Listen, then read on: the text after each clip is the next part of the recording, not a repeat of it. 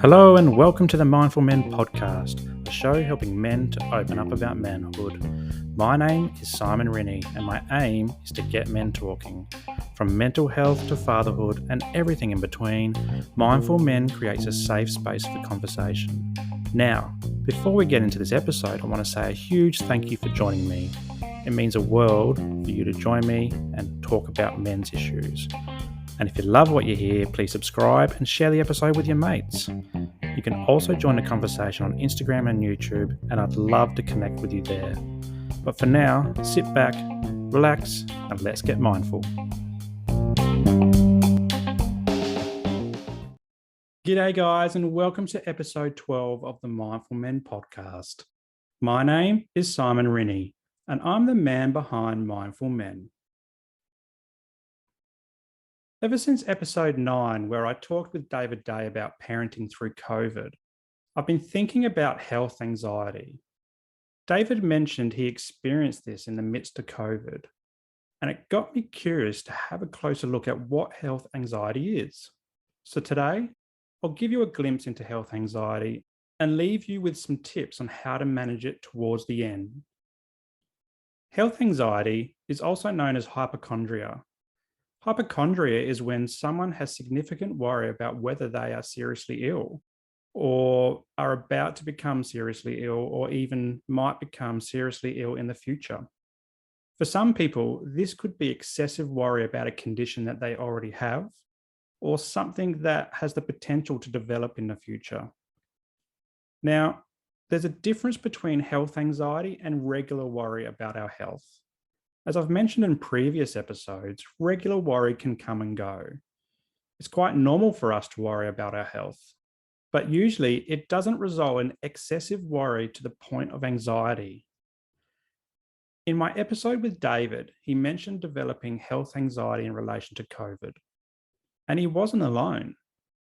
There's plenty of news articles and studies out there that show how our communities have become scared about getting COVID and or passing it on.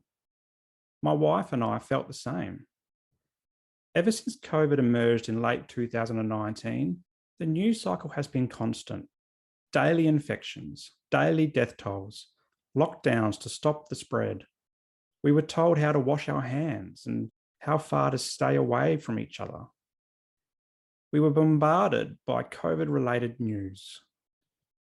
And as a result, life as we knew it changed. And amongst all of this, we wondered if we would get it. Everyone I spoke to was concerned about getting COVID.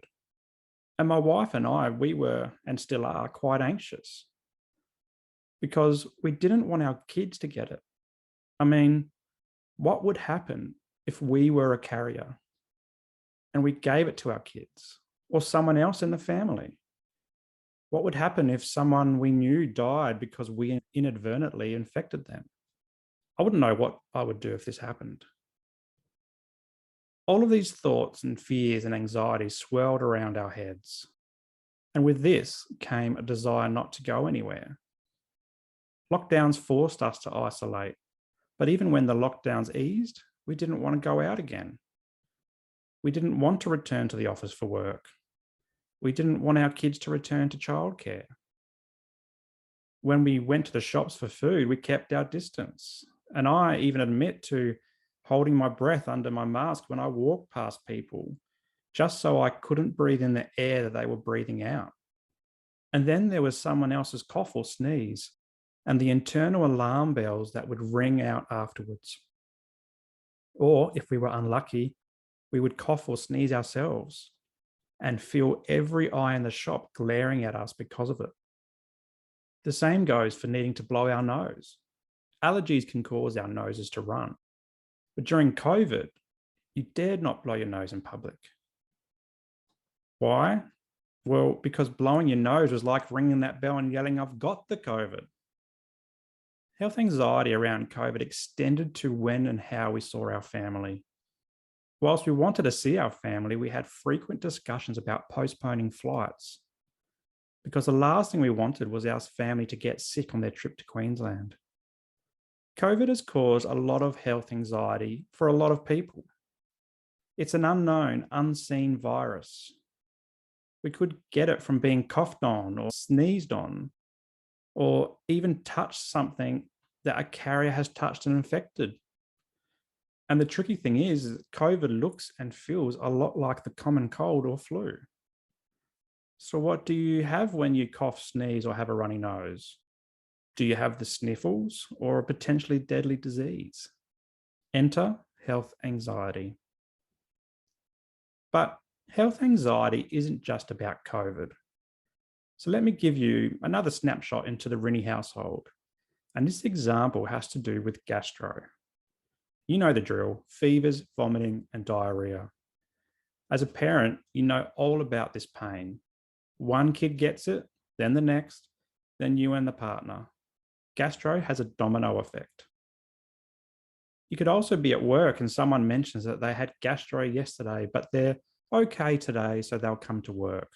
And on the outside, you're like, oh, I hope you feel better. But internally, you're like, what the fuck are you doing at work infecting everyone? And you then avoid that person all day long. I, for one, freak out at the mention of the word gastro because it reminds me of a horrid time my wife, son, and I had with gastro when my son was a baby. You say gastro, and my mind immediately flashes back to 24 hours of gastro hell. When my son was a baby, he would only breastfeed to sleep. He'd never take a bottle, only the boob. So my poor wife was the sole feeder in the household until he eventually grew out of it. But one day, we noticed our son was a little bit off. He wasn't feeding like usual, and he was a bit squeamish. That afternoon, my wife also mentioned that she was feeling a bit off too. And as the day went on, I started feeling a little bit funny in my tummy. And by the time it was our son's bedtime, all hell broke loose. I remember my wife sitting in the nursery chair, breastfeeding my son, and he sat up and puked everywhere. And I'm not talking about regular milk spew, I'm talking about stinky gastro spew. Then it came on for my wife. So she handed over my son and ran to the toilet to spew her guts up. And while she was gone, our son was sick again. And then I was on the verge too. So when my wife came back, I passed my son over to her and off I went to the toilet. This went on for a while. My wife was desperately trying to get our son to sleep, but she kept waking him whenever she passed him to me to go spew on the loo. Eventually, our son did go to sleep. My wife was drained, and I was laying in the fetal position on the floor. The gastro bug played havoc in our house for 12 hours, but the fun didn't stop there. As we live in Queensland, that means we don't have our son's grandparents nearby to take him for a few hours while we rested the next day. Nope, we were doing this on our own. We were all exhausted from spewing out from both ends all night long. But my wife and I couldn't sleep because we had a new bub to take care of and we needed to keep each other awake. So the next day, we downed bucket loads of sugar and electrolytes, and we kept moving. We went for long walks outside, but ever so slowly, because walking kept us awake. Now, it's because of this event that the sheer mention of gastro or gastro-like symptoms causes me to freak out. Having gastro all at once when my son was a bub has scarred me for life. And all it takes is someone to say I've got a tummy ache and I go into a sweat of gastro-related anxiety. My mind plays tricks on me, telling me that I've got it and that the family will get it and will be thrust into another 24 hours of gastro hell. My belly turns upside down, and every time I go to the loo, I pray that my number twos are normal. And they usually are, but then sometimes they're not. So is this a serious bout of gastro, or is it just anxiety? Anxiety does this to you. It puts you on edge. Now, I note here that I don't have a diagnosis for health anxiety, but I do have generalized anxiety. And these stories might not be anywhere near what David was alluding to in episode 9. And they may not even be great examples of health anxiety. but they show what health anxiety can look like, even at a basic level. They show how a health event can trigger excessive worry. And in thinking about my examples, note that they're just mine. Your experiences may differ and they may be more profound. They may reflect something much more complex than freaking out at the mention of gastro. And that's okay. Our issues are unique to us. So, what causes health anxiety or hypochondria? Well, it's a bit of an unknown, but triggers can include digesting too much health related issues, whether it's on TV, radio, books, or social media. Consulting Dr. Google doesn't help either. The Health Direct website indicates that health anxiety is more common in people with major life stresses or experience of sickness and death in the family. And it could include people that have physical or mental illness. As for treatment, this can involve counseling and medication, cognitive behavior therapy, and good self care to reduce stress. But if you're looking for something a little bit extra to help manage that health anxiety, here's 3 tips that any good counselor, psychologist, or mental health social worker will tell you. The first tip is to reduce exposure to your trigger points. This can be difficult in some situations, and I get that. But let's say your trigger point is information being spread on social media. Reducing your use of social media will certainly help, because the only time you'll see your social media is when you turn it on. But if you're glued to your social media account, and let's face it, many of us are, you can unfollow or mute the accounts that are showing up in your feed. Alternatively, if it's the news that is triggering you, try switching it off. This was something that both David and I mentioned in episode 9. When the news just became too much to listen to anymore, we switched it off. But if you feel that urge to turn on the news as you sit down for dinner, perhaps you could delay your dinner by half an hour and go for a walk instead. Or turn on some relaxing music. Turn on a podcast that makes you feel good. Or if you need to turn the TV on, put on your favorite Netflix show. The second tip is to avoid self-diagnosis. Dr. Google isn't your friend.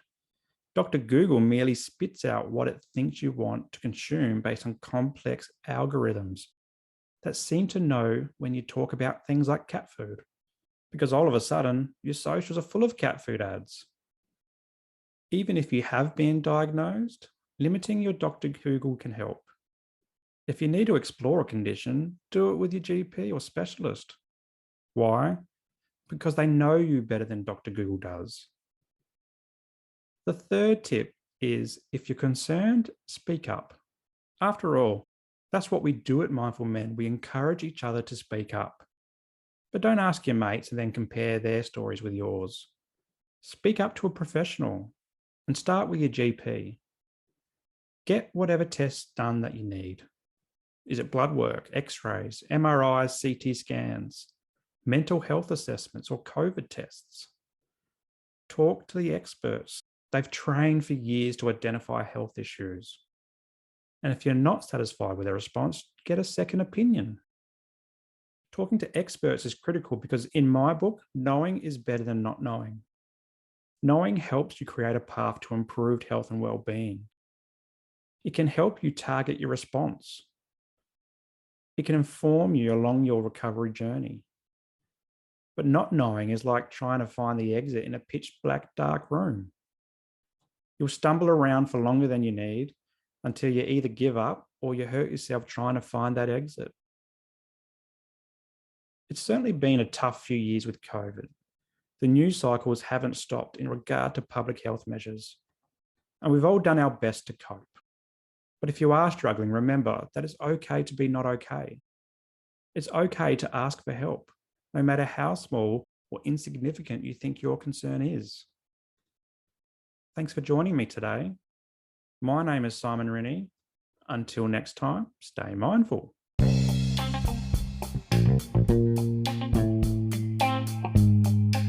Well, that's a wrap for today's episode, and I hope you got some value from it. If If anything triggered your mental health today, please reach out to your support networks. Also, if you loved what you heard, be sure to subscribe to the show and share it with your mates. For more from Mindful Men, you can check us out on Instagram and YouTube, and I'll throw the links to these pages in the show notes below. But until next time, stay mindful.